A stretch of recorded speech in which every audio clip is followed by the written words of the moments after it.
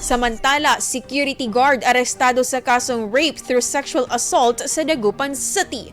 Para sa detalye narito si Idol Kate Dispo.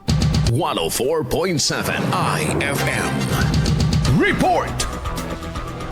Naaresto ng mga tauhan ng Dagupan City Police Office ang isang 54 anyos na security guard sa isinagawang operasyon sa Barangay Caraol madaling araw ng Mayo 15. Ayon sa ulat ng DCPO, isinagawa ang joint operation laban sa suspect na residente ng barangay sa Lapingaw. Isinilbi sa kanyang warrant of arrest para sa kasong rape through sexual assault sa ilalim ng Republic Act 8353. Ang naturang warrant ay nilabas noong Mayo 12 at may inirekomendang piyansa na 200,000 pesos. Matapos maaresto din nila ang suspect sa Police Station 5 para sa dokumentasyon at isinilalim sa mandatory physical examination sa isang medical facility sa lungsod. Kasunod nito ay inilipat siya sa custodial facility habang hinihintay ang pagdinig ng kaso sa korte. Patuloy naman ang kampanya ng kapulisan laban sa mga wanted person bilang bahagi ng pagpapatupad ng batas at pagpapanatili ng seguridad sa komunidad. Kasama mo mula dito sa IFM Dagupan, ako po si Idol Kate Dispo Tatak, IFM.